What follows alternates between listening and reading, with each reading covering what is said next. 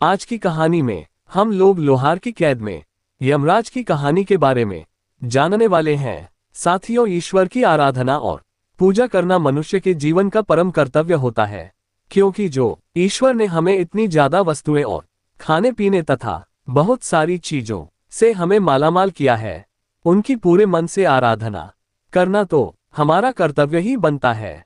इसलिए आज की कहानी में हम लोग यमराज जी की कहानी के बारे में जानने वाले हैं, जिसका नाम है लोहार की कैद में यमराज। साथियों, बहुत पुराने जमाने की बात है।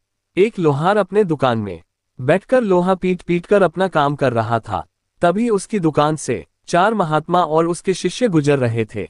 शाम काफी ज्यादा होने के कारण उन्होंने आगे चलने के लिए नहीं सोचा और वो लोहार की दुकान में गए और उन्होंने लोहार से कहा कि क्या हमें आज रात के लिए हमारे यहाँ रहने की व्यवस्था हो सकती है। उसके बाद लोहार कहता है कि यह कोई पूछने की बात है।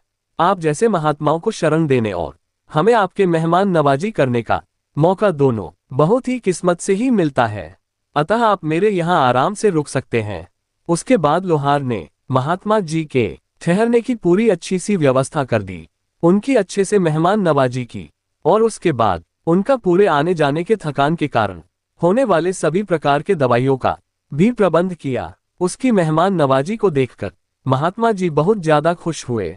महात्मा और उसके शिष्य जब जाने लगे तो महात्मा लोहार के पास आते हैं और कहते हैं कि मैं तुम्हारी मेहमान नवाजी को देखकर मैं बहुत खुश हूँ, मैं 3 वरदान दे सकता हूँ, बताओ तुम्हें क्या चाहिए। ये बात सुनकर लोहार काफी ज्यादा खुश हो जाता है और कहता है कि मैं तो ऐसी चीजें मांग लूंगा जिसकी मुझे बहुत ज्यादा जरूरत होती है। वह बहुत सोचने लगा और फिर कहता है कि मैं 100 वर्ष की आयु तक जीना चाहता हूँ। और फिर वो महात्मा जी कहते हैं, ये लो हो गया, अब तुम 100 वर्ष तक जिंदा रहोगे। उसके बाद महात्मा उससे कहते हैं कि तुम अपनी अगली इच्छा बताओ, मैं जरूर उसे पूरी करूंगा। कुछ समय सोचने के बाद लोहार फिर कहता है कि आप मुझे ऐसा वरदान दीजिए कि मेरे दुकान में कभी भी काम की कमी ना हो। और फिर महात्मा ने लोहार को ऐसा वरदान दे दिया और कहा कि अब से 100 वर्ष तक तुम्हारे दुकान में किसी भी काम की कोई कमी नहीं होगी। उसके बाद महात्मा जी ने कहा कि तुम अपना तीसरा वरदान बताओ। और ये सुनकर लोहार को कुछ समझ में नहीं आया और उसने वहां जल्दीबाजी में कह दिया कि इस कुर्सी में जो भी बैठेगा वह मेरी मर्जी के बिना नहीं उठ पाएगा, ऐसा वरदान मुझे दीजिए। और ये सुनकर महात्मा जी ने ये वरदान भी उसे दे दिया। इसके बाद महात्मा जी ने कहा कि आज के बाद जो भी इस कुर्सी में बैठेगा वह तुम्हारी मर्जी के बगैर इस कुर्सी से उठ नहीं पाएगा। और फिर महात्मा और उसके शिष्य वहां से चले जाते हैं और उस लोहार की जिंदगी खुशी खुशी चलने लगती है। वरदान मिलने के बाद उसके पास किसी प्रकार की कोई काम की कमी बिल्कुल भी नहीं हो रही थी। फिर उसके बाद वरदान की वजह से उसकी उम्र अधिक होने के कारण उसके सभी साथी मर गए थे और कुछ बूढ़े हो गए थे और कुछ मरने वाले ही थे। लेकिन लोहार को अभी तक कुछ भी नहीं हुआ था, क्योंकि लोहार को महात्मा जी ने 100 वर्ष जीने का वरदान जो दिया था।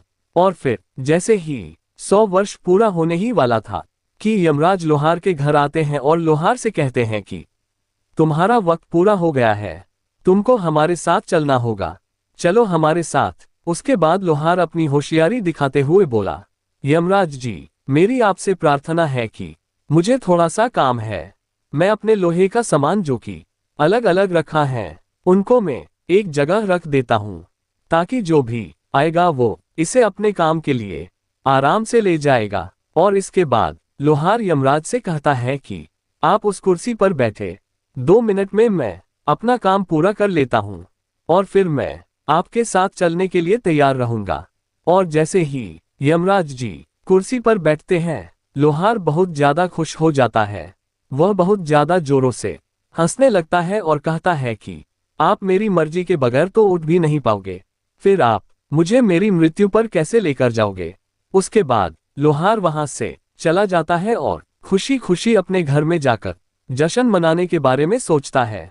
और वो मुर्गा काटकर खाना चाहता है और वो जैसे ही मुर्गे को काटता है, मुर्गा तुरंत वापस जुड़ जाता है, क्योंकि यमराज जी को तो उसने बैठाकर कैद करके रखा था।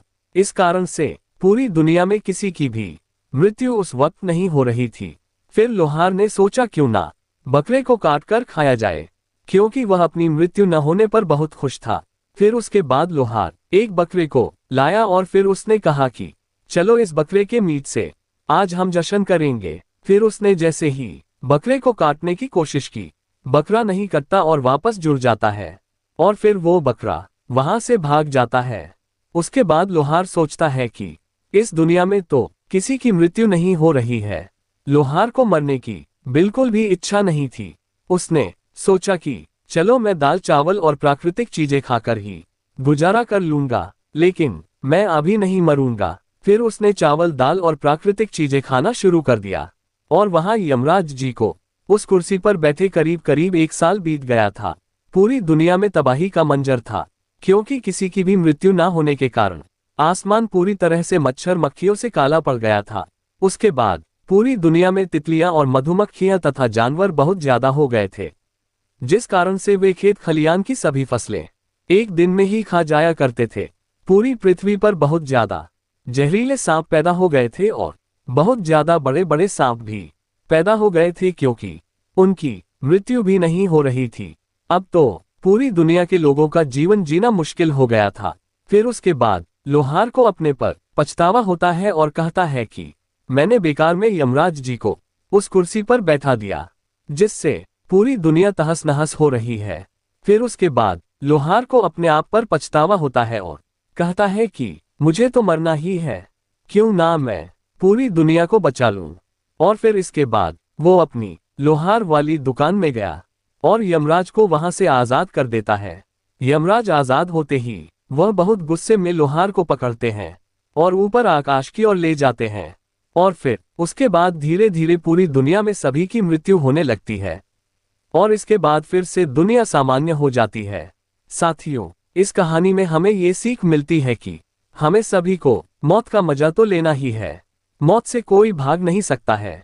किसी की मृत्यु कभी भी किसी भी वक्त हो सकती है, इसलिए कोई भी ज्यादा अपने घमंड को बढ़ावा ना करे और मनुष्य मनुष्य के काम आने का प्रबंध करे।